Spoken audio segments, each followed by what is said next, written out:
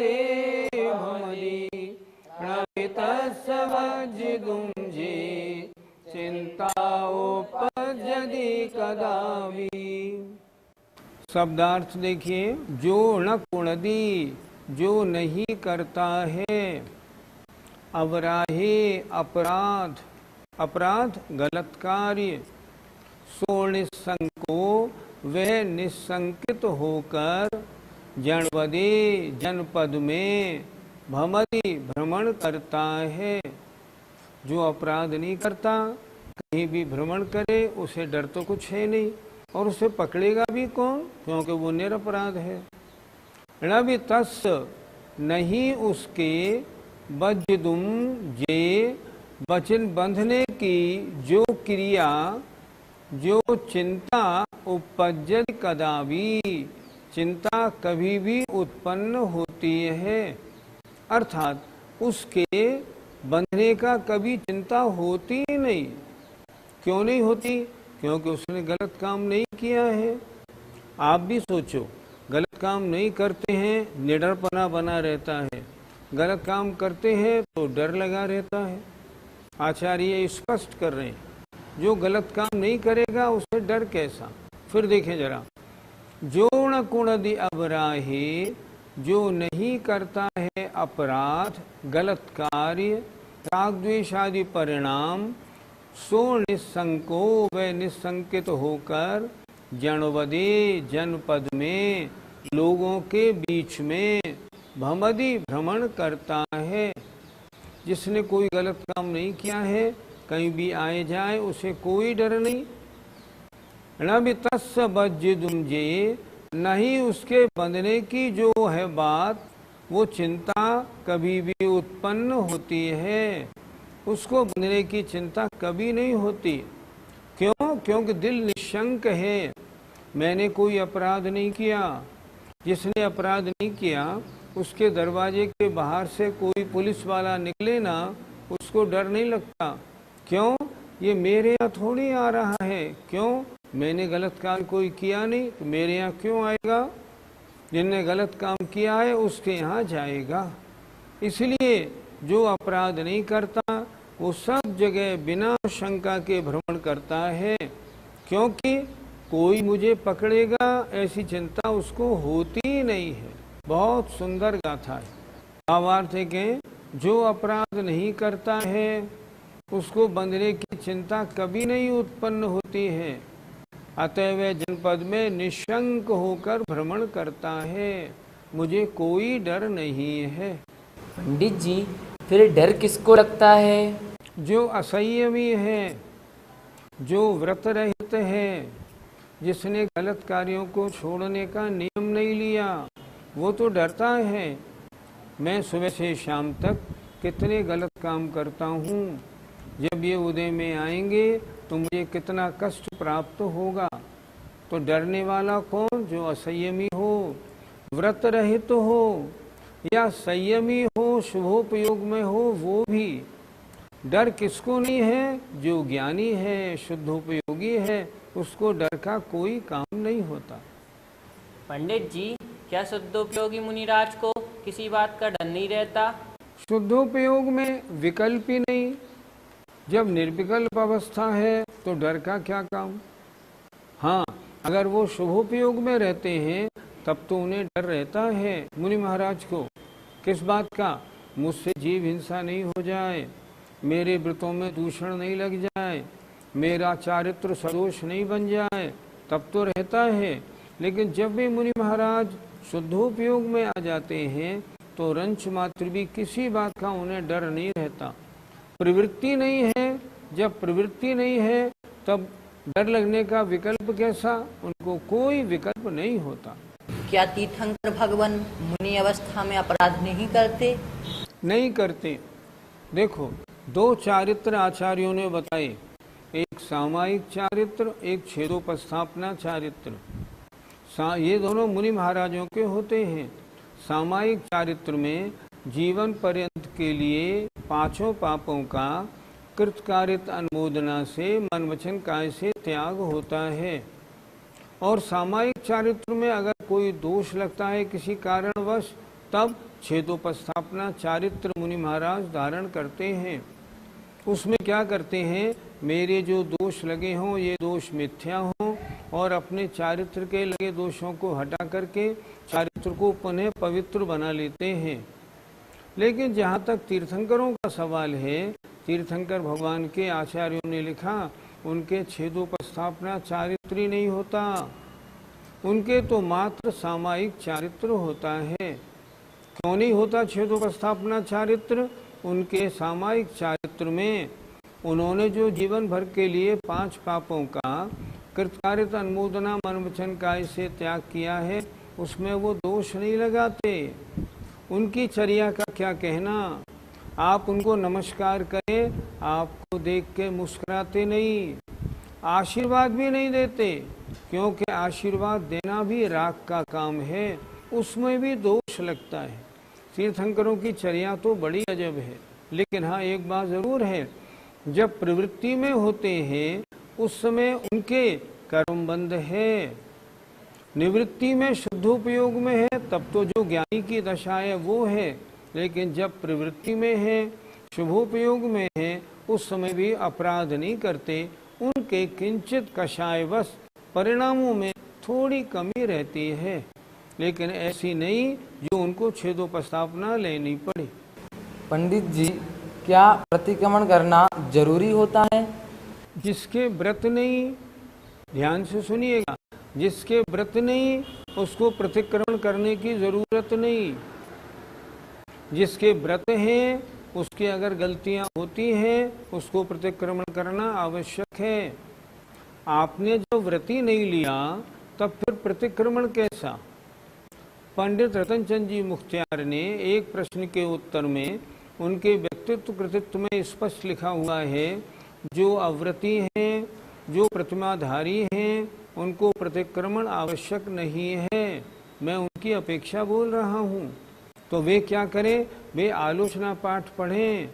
भगवान सुबह से शाम तक की क्रियाओं में मैं पापों को करता हूँ, मैं पापी हूँ, बस वे आलोचना करें। प्रतिक्रमण उन्हें करना जरूरी है जो व्रती होते हैं। अब रही बात मुनि महाराजों की, अगर मुनि महाराजों को चारित्र में दोष लगता है कि नहीं? हमेशा दोष लगता है। थोड़ा बहुत दोष तो लगता है, चलने में, आने जाने में, हर कार्य करने में हम कितनी सावधानी रखें फिर भी दोष तो होता है। तो हर मुनि महाराज को सुबह दोपहर शाम 3 बार प्रतिक्रमण करना जरूरी होता है। जो रात भर में जो दोष लगे उनका सुबह, दोपहर तक लगे दोपहर को, और दोपहर से शाम तक लगे शाम को प्रतिक्रमण होते हैं। मुनियों के प्रतिक्रमण साप्ताहिक, पाक्षिक, मासिक और फिर ऋतु संबंधी, मतलब 2 महीने बाद, फिर चातुर्मासिक और फिर साल भर का एक सांवत्सरिक, इस तरह इतने प्रतिक्रमण करते हैं वे। तो हे भगवान, हमसे जो पाप लगे वे पाप हमारे मिथ्या हों। अब पाप तो होंगे, और जब पाप होते हैं और प्रतिक्रमण नहीं करेंगे तो पाप की गठरी बढ़ती जाएगी। उन्हें वो मंजूर नहीं और हमें भी मंजूर नहीं। इसलिए करना क्या चाहिए? जो मुनि महाराज हैं वो भी करते हैं, और जो व्रती हैं इसीलिए प्रतिक्रमण करते हैं, ताकि हमारी अच्छी प्रकार साधना करने में भी जो दोष लगे हों वो दोष मिथ्या हों। गाथा नंबर 325 का पद्यानुवाद देखें। चौर्यादि कार्य करता नहीं है कदापि, निर्भीक हो विचरता जग में अपापी, होता जिसे कि भय भी अधगैल से है, चिंता उसे न फिर बंधन जेल से है। आचार्य विद्यासागर जी महाराज ने कितने सुंदर पद्यानुवाद लिखे हैं, बहुत सरल, और जो गाथा है उसका सारा भाव उसमें दिया है। यहाँ उन्होंने स्पष्ट लिख दिया, जो अपराध नहीं करता, रंच मात्र भी डरता नहीं, वो तो अपने में लगा रहता है। आइए अब गाथा नंबर 326 देखते हैं। एवं ही सावरा हो, एवं ही सावरा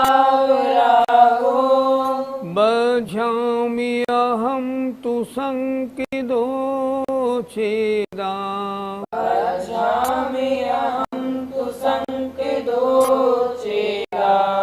जो पूर्ण निरावरा हो,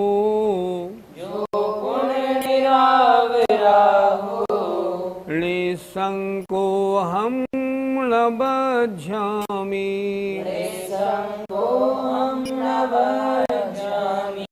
बोलिए, एवं ही सावरा हो बध्यामि अहम तु संकिदो चेदा। जो पूर्ण निरावरा हो, निसंको हम न बध्यामि। एक एक शब्द का अर्थ देखिए। एवं ही इस प्रकार, स अवराहो सावराहो जो अपराध सहित है, बध्यामि बांधा जाऊंगा, अहम में, संकिदो संकित होता है, चेदा माने जीव। अर्थात इस प्रकार जो जीव अपराध सहित है, मैं बांधा जाऊंगा ऐसा शंकित होता है।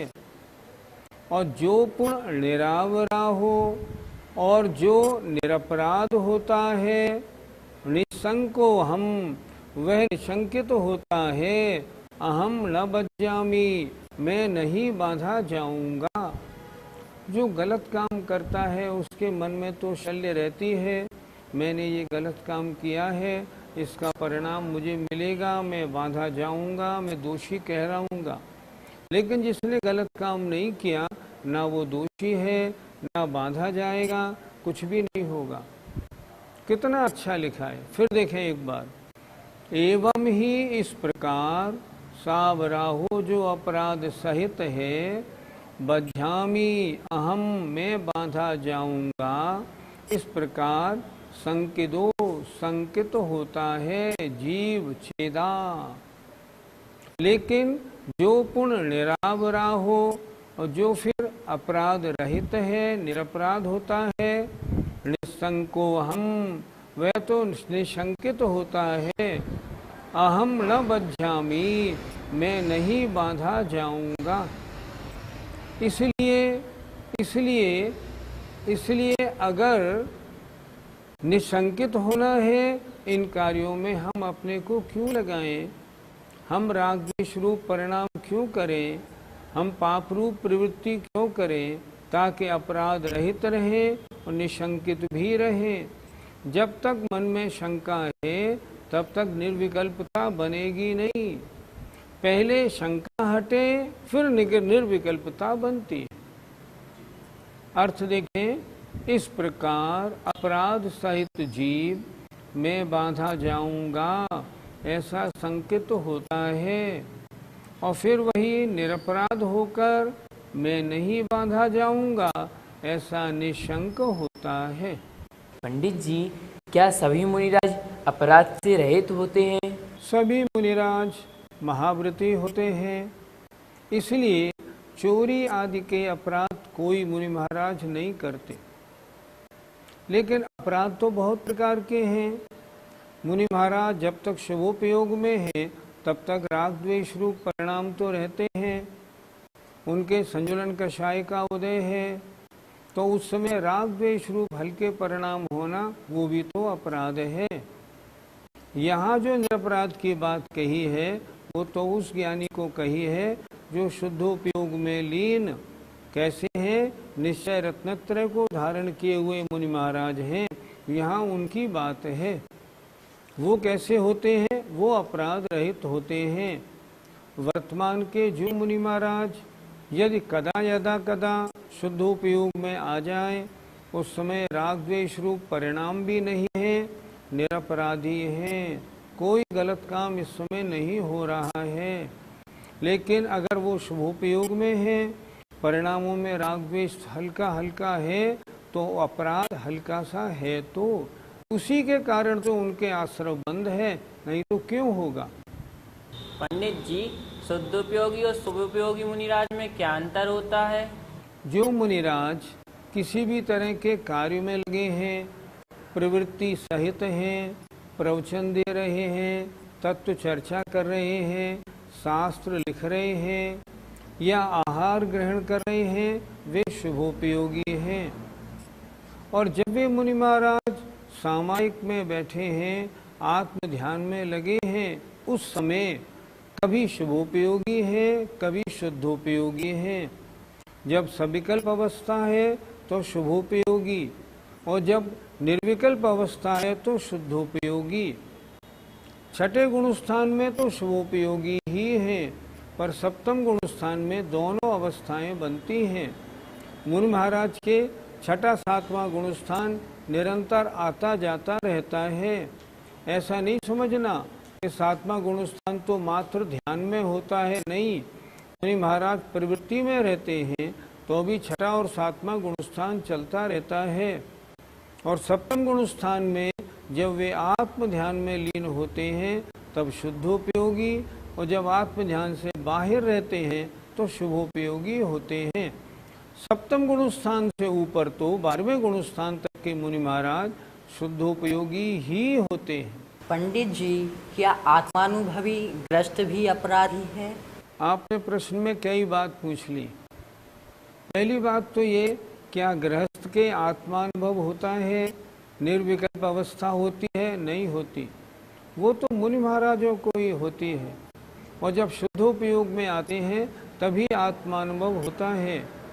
शास्त्र के द्वारा आत्मा को जान लेना अलग बात है, और आत्मानुभव तो जब आत्मा में रमण करते हैं तब होता है कि मेरा आत्मा है क्या।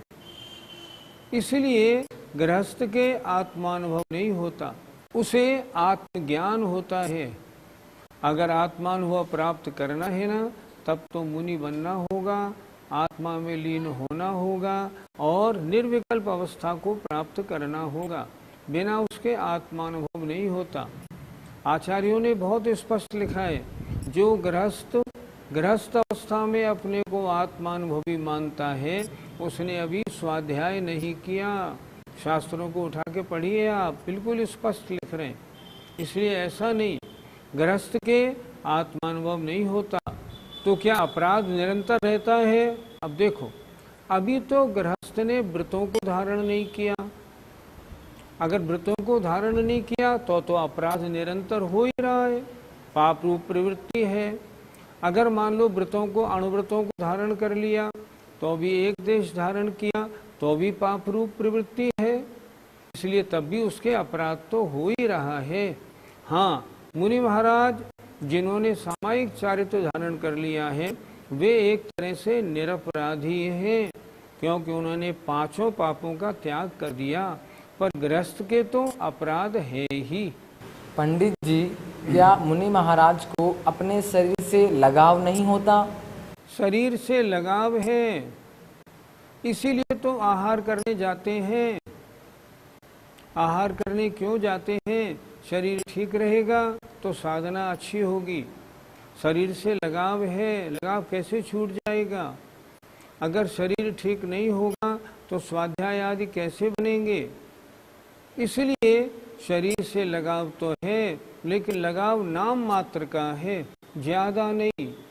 उन्हें लगाव तो असली किससे है? अपने चारित्र से है। मेरे चारित्र पालने का साधन ये शरीर है। अगर शरीर ठीक बना रहेगा तो मेरे चारित्र का पालन अच्छा होगा। कहा है ना, ले तप बढ़ावन हेतु नहीं तन पोषते तज रसन को। मुनि महाराज आहार क्यों लेते हैं? तप बढ़ाने के लिए रहते हैं। ले तप बढ़ावन हेतु नहीं तन पोषते, अपने शरीर को पुष्ट करने के लिए नहीं। इसीलिए तो वो रसों को छोड़ कर लेते हैं। इसलिए उनके किंचित लगाव है, लेकिन भेद विज्ञान पूरा है। मैं शरीर नहीं, शरीर मेरा नहीं, शरीर से भिन्न मैं तो आत्मस्वरूप ही हूँ। गाथा 326 का पद्यानुवाद देखें, बहुत सुंदर लिखा है। हमारे लिए उपदेश दिया है महाराज ने।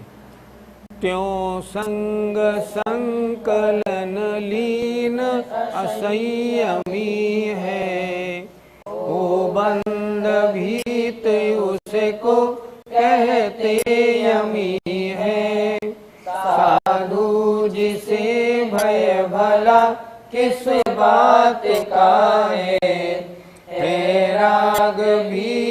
जिसको निज गात काहे।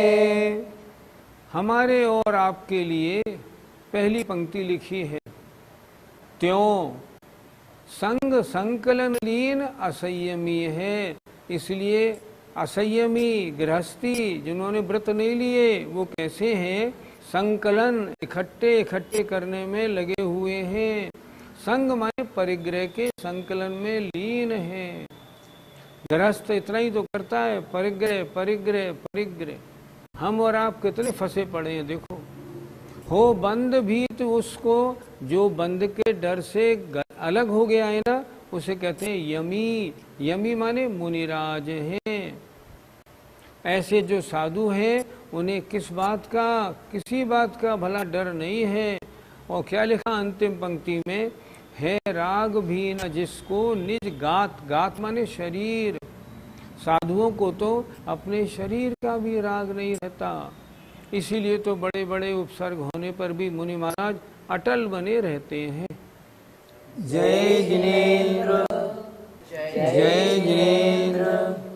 इस कार्यक्रम के पुण्यार्जक हैं मानक चंद, कमला देवी, राकेश कुमार नीतू, ऋषभ सौम्या एवं Ayushi Musharraf, B123 Sethi colony Jaipur, Premchand Vijay Lakshmi Ajmera Jaipur, Ashok Rajlakshmi Pandya Jaipur, Sunil Renu Kasliwal Nai Delhi. Shri Parasnath rerolling mills limited, Durgapur 1, Vardhaman Paschim Bengal. Amita Jain wife of Anil Kumar Jain, Sangeeta Jain wife of Vipin Kumar Jain, Pushpa Jain, Rajesh Jain, Meenu Jain, Megha Jain एवं मनन जैन, 1339 कृष्णा गली, चांदनी चौक, दिल्ली। शशिबाला जैन, श्रेयांश कुमार जैन, अनुपमा जैन, शरश जैन, शची जैन, चेतन जैन एवं अस्मित जैन, 54B नवीन नगर, सहारनपुर, उत्तर प्रदेश। श्री जनार्दन प्रसाद जी, श्रीमती पतंती देवी, मुकेश कुमार, साक्षी, ईशा, हितार्थ, मोना खंधार, किशोर भाई, सुषमा बेन, परिमल भाई, अहमदाबाद।